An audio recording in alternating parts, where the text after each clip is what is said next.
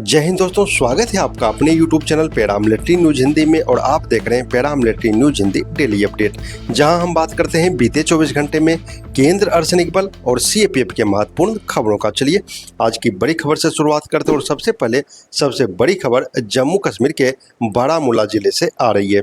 जम्मू कश्मीर के बारामूला जिले में सुरक्षा बलों को बड़ी सफलता मिली है। शनिवार को शेरी क्षेत्र के पथागढ़ इलाके में सेना, जम्मू कश्मीर पुलिस और CRPF ने संयुक्त अभियान चलाकर एक संदिग्ध आतंकी को गिरफ्तार किया है। इस संयुक्त अभियान में सेना की 46 राष्ट्रीय राइफल, बारामूला पुलिस और CRPF की 53वीं बटालियन शामिल थी। अभियान के दौरान इलाके में तलाशी ली गई और एक संदिग्ध आतंकी को गिरफ्तार किया गया। उसके कब्जे से हथियार और गोला बारूद भी बरामद किए गए हैं।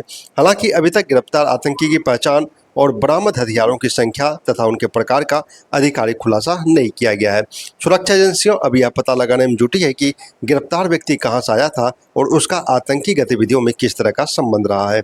वहीं कुलगाम में 2 प्रवासी मजदूरों की हत्या के बाद आतंकियों की तलाश में भी सुरक्षा बलों ने अभियान तेज कर दिया है। इसी बीच जम्मू कश्मीर के उपराज्यपाल मनोज सिन्हा ने पुलिस और सुरक्षा अधिकारियों के साथ उच्च स्तरीय बैठक कर सुरक्षा स्थिति की समीक्षा की और आतंकियों के खिलाफ अभियान तेज करने के निर्देश दिए। अब बात करते हैं CAPF से जुड़ी एक बेहद महत्वपूर्ण खबर की। CRPF, BSF, CISF, ITBP और SSB के करीब 3000 कैडर अधिकारियों ने CAPF जनरल एडमिनिस्ट्रेशन अधिनियम 2026 को सुप्रीम कोर्ट में चुनौती दी है। इन याचिकाकर्ताओं में शौर्य चक्र विजेता अधिकारियों के साथ साथ महिला अधिकारी भी शामिल है। उपलब्ध जानकारी के अनुसार अब तक CRPF के करीब 1400, BSF के 500 से अधिक, ITBP के 432, CISF के 34 और SSB के 110 कैडर अधिकारी याचिकाकर्ता बन चुके हैं। पूर्व कैडर अधिकारियों के मुताबिक आगे चलकर यह संख्या 3500 से अधिक भी हो सकती है। अब सवाल यह है कि आखिर अधिकारियों को सुप्रीम कोर्ट जाने की जरूरत क्यों पड़ी। दरअसल मई 2025 में सुप्रीम कोर्ट ने CAPF के ग्रुप A कार्यपालक संवर्ग को संगठित ग्रुप A सेवा घोषित करते हुए कैडर अधिकारियों के पदोन्नति अवसरों को बेहतर करने के लिए महत्वपूर्ण निर्देश दिए थे। इनमें IG स्तर तक IPS प्रतिनियुक्ति में चरणबद्ध कमी, नियमित कैडर समीक्षा, नए सेवा नियम और गैर कार्यात्मक वित्तीय उन्नयन यानी NFFU जैसे मुद्दे शामिल थे। इसके बाद केंद्र सरकार ने CAPF जनरल एडमिनिस्ट्रेशन अधिनियम 2026 संसद में पारित कराया। कैडर अधिकारियों का आरोप है कि इस अधिनियम में IG और उससे ऊपर के पदों पर IPS प्रतिनियुक्ति को वैधानिक संरक्षण दिया गया और इससे कैडर अधिकारियों के पदोन्नति के अवसर प्रभावित हो सकते हैं। बताया गया है कि सुप्रीम कोर्ट के पुराने फैसले के बाद सरकार की समीक्षा याचिका भी खारिज हो चुकी है। इसी मामले से जुड़े अवमानना याचिका पर भी सुप्रीम कोर्ट में सुनवाई चल रही है। अब कैडर अधिकारियों ने नए अधिनियम को ही सुप्रीम कोर्ट में चुनौती दी है। इस मामले की सुनवाई अगस्त के पहले सप्ताह में होने की संभावना बताई जा रही है। अब खबर CISF से। CISF के 3 अधिकारियों ने राष्ट्र सुरक्षा गार्ड यानी NSG मानेसर में आयोजित basic bomb detection and disposal squad यानी BDDS कोर्स सफलतापूर्वक पूरा किया है। इस प्रशिक्षण का उद्देश्य बम की पहचान, बम निष्क्रिय करने और विस्फोटक खतरों से निपटने की विशेषज्ञ क्षमता को मजबूत करना है। खास बात यह रही कि CISF के AC अमुधन M ने ओवरऑल दूसरा स्थान हासिल किया है। वहीं 3 अधिकारियों ने प्रशिक्षण में टॉप ग्रेडिंग हासिल की है। यह उपलब्धि CISF की विशेष सुरक्षा और तकनीकी क्षमताओं को और मजबूत करने की दिशा में महत्वपूर्ण मानी जा रही है। अब बात ITBP के हिमवीरों की एक सराहनीय मानवीय अभियान की। छत्तीसगढ़ के अबुझमाड़ क्षेत्र के कुमनार गांव में 5 साल की एक गंभीर रूप से बीमार बच्ची को तत्काल चिकित्सा सहायता की जरूरत थी।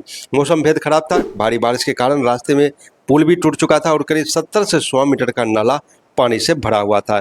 ऐसे मुश्किल हालात में ITBP की 29वीं बटालियन के जवानों ने पैदल पहुंचकर बच्ची को सुरक्षित बाहर निकाला और समय पर चिकित्सा सुविधा उपलब्ध कराने में मदद की।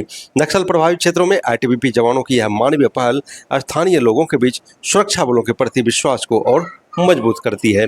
अब बात असम राइफल्स के 2 वीर जवानों के परिवारों से जुड़ी महत्वपूर्ण खबर की। 40 असम राइफल्स के वारंट ऑफिसर स्वर्गीय बलवंत सिंह और हवलदार स्वर्गीय चंद्रमोहन सिंह ने 6 जुलाई 2026 को मणिपुर में देश की सेवा करते हुए सर्वोच्च बलिदान दिया था। इन दोनों जवानों के परिवारों को व्यक्तिगत दुर्घटना बीमा के तहत सहायता मिली है।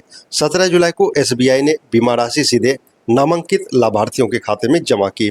इसमें प्रत्येक जवान के लिए 1 करोड़ रुपये का व्यक्तिगत दुर्घटना बीमा कवर और अतिरिक्त 10 लाख रुपये का घात लगाकर किए गए हमले का लाभ शामिल है।